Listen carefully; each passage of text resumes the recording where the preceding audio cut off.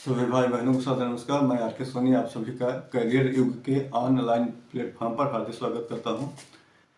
मैं आपको पिछली कक्षा में सामाजिकरण के प्रकार पढ़ा रहा था और सामाजिकरण के प्रकार के अंतर्गत मैंने आपको बताया था कि प्राइमरी सोशलाइजेशन किसे कहा जाता है और सेकेंडरी सोशलाइजेशन किसे कहा जाता है, यानी प्राथमिक सामाजिकरण क्या होता है और द्वितीयक सामाजिकरण क्या होता है। आज की इस कक्षा में हम लोग उसकी आगे की बात करेंगे और हमारा तीसरा प्रकार होगा अग्रिम। अग्रिम या जिसे कहा जाता है प्रत्याशित। क्या कहा जाता है? प्रत्याशित सामाजिकरण। क्या कहा जाता है? प्रत्याशित सामाजिकरण। अंग्रेजी में कहा जाता है एंटीसिपेटरी सोशलाइजेशन। एंटीसिपेटरी सोशलाइजेशन, अंग्रेजी में एंटीसिपेटरी सोशलाइजेशन कहा जाता है और हिंदी में आप देख रहे हैं अग्रिम या प्रत्याशित सामाजिकरण कहा जाता है। अब बात आती है कि अग्रिम या प्रत्याशित सामाजिकरण किसे कहते हैं।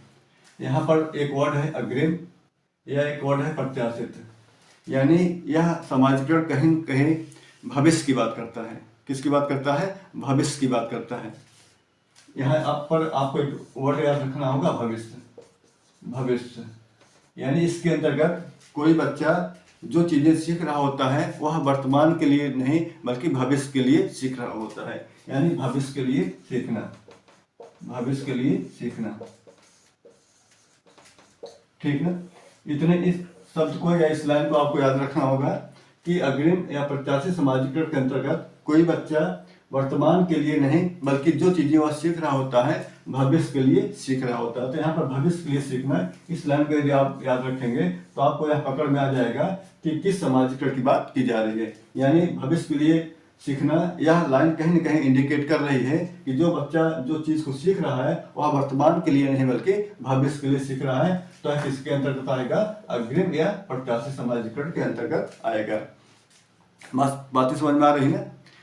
मतलब ऐसी चीजें या ऐसे तौर तरीके जो बच्चा वर्तमान में तो सीख रहा है, यानी प्रेजेंट टाइम में तो सीख रहा है, लेकिन उसका उपयोग वह वर्तमान समय में नहीं करेगा बल्कि उसका उपयोग वह कब करेगा? भविष्य में करेगा। यानी जो चीजें वह वर्तमान में सीख रहा है उसका उपयोग वर्तमान समय में न करके भविष्य में करना, उसी क्या कहा जाता है? अग्रिम सामाजिकरण कहा जाता है।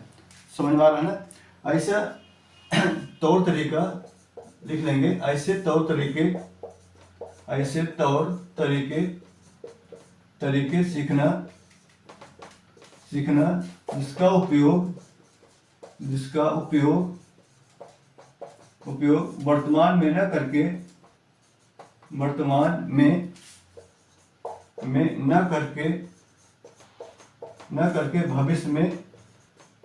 भविष्य में उपयोग किया जाए। भविष्य में उपयोग किया जाए तो उसे क्या बोला जाएगा? अग्रिम या प्रत्याशित सामाजिकरण बोला जाएगा। अंग्रेजी में क्या बोला जाएगा? एंटीसिपेटरी सोशलाइजेशन बोला जाएगा। अब एग्जाम्पल के माध्यम से हम समझेंगे कि प्रत्याशित सामाजिकरण या अग्रिम सामाजिकरण या अंग्रेजी में एंटीसिपेटरी सोशलाइजेशन किसे कहते हैं। जैसे हम यहाँ पर बात करेंगे कि जब एक बच्चा बीएड कोर्स करता है, यानी जब एक बच्चा बीएड कोर्स कर रहा होता है तो जो वह बीएड कोर्स कर रहा होता है वह वर्तमान के लिए नहीं कर रहा होता है बल्कि भविष्य के लिए कर रहा होता है। यानी उसे भविष्य में टीचर बनना है। क्या बनना है? भविष्य में टीचर बनना है। भविष्य में क्या बनना है? भविष्य में उसे क्या बनना है? टीचर बनना है। भविष्य में टीचर बनना है उसे, इसलिए वह कौन सा कोर्स कर रहा है? बीएड का कोर्स कर रहा है। यानी बीएड का कोर्स वह जो प्रेजेंट टाइम में कर रहा है या वर्तमान समय में जो वह बीएड का कोर्स कर रहा है, किसके लिए कर रहा है? भविष्य में टीचर बनने के लिए कर रहा है। तो आप देख रहे हैं कि मैंने आपको बताया था कि वर्तमान में जो भी चीजें एक बच्चा सीखता है उसका उपयोग वह वर्तमान में न करके बल्कि भविष्य में करता है। तो आप देख रहे हैं कि एक बच्चा बीएड कोर्स कर रहा है, वर्तमान में तो बीएड कोर्स कर रहा है, इसकी उपयोगिता वर्तमान में तो उसे होगी नहीं। इसकी उपयोगिता कब उसे होगी? जब वह टीचर बनेगा। यानी टीचर बनने के लिए वर्तमान में वह बच्चा क्या कर रहा है? बीएड कोर्स कर रहा है। बात तो समझ में आ गई। जैसे दूसरा एग्जांपल, एनसीसी एनसीसी, एक बच्चा एनसीसी कैडेट करता है तो उसके थ्रू वह बहुत सारी चीज़ें सीखता है, और जो सारी चीज़ें वह सीखता है कहीं ना कहीं जब वह बच्चा आर्मी में भर्ती होता है यानी सेना में भर्ती होता है तब वो सारी चीज़ें उसको वहाँ पर उपयोग में आती है। वर्तमान समय में जो एनसीसी सीखता है, एनसीसी के थ्रू जो नियम कानून सीखता है, जो जानकारी प्राप्त करता है, उसका कहीं ना कहीं उपयोग उसे वर्तमान में नहीं होता है, बल्कि कब होता है, जब वह सेना में भर्ती होता है तब उसका उपयोग उस समय वहाँ पर होता है। तो इस प्रकार से एनसीसी जो वर्तमान में बच्चा सीख रहा है उसका उपयोग कब हो रहा है, भविष्य में हो रहा है।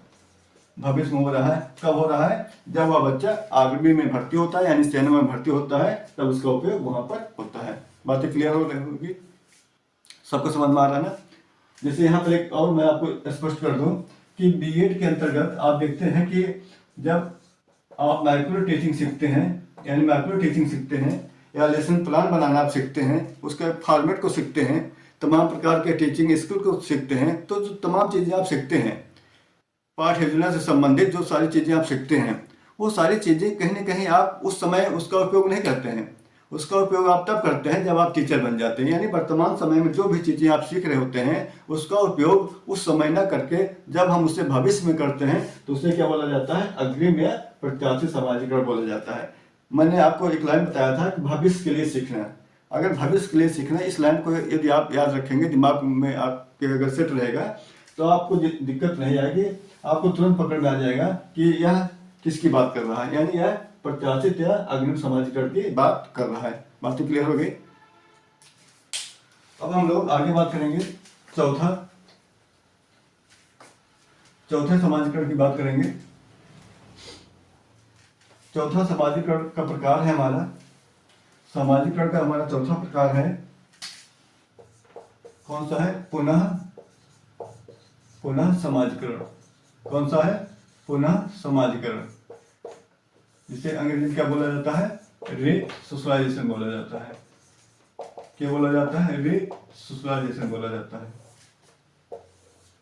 ठीक है ना, यहाँ पर लिखा हुआ पुनः समाजीकरण। अब आपको यह लग रहा होगा कि क्या बार बार समाजीकरण होता है क्या, जब एक बार मेरा समाजीकरण हो गया है तो क्या दोबारा भी हमारा समाजीकरण होता है क्या? हाँ होता है। कैसे होता है मैं आपको बता रहा हूँ। यहाँ पर देख रहे हैं पुनः समाजीकरण। इसका आपको की पॉइंट याद रखना है कि पॉइंट यह है कि पुराने व्यवहार को छोड़कर नए व्यवहार को अपनाना पुनः समाजीकरण कहलाता है। एक लाइन दिमाग में याद रखना है, पुराने व्यवहार को छोड़कर पुराने व्यवहार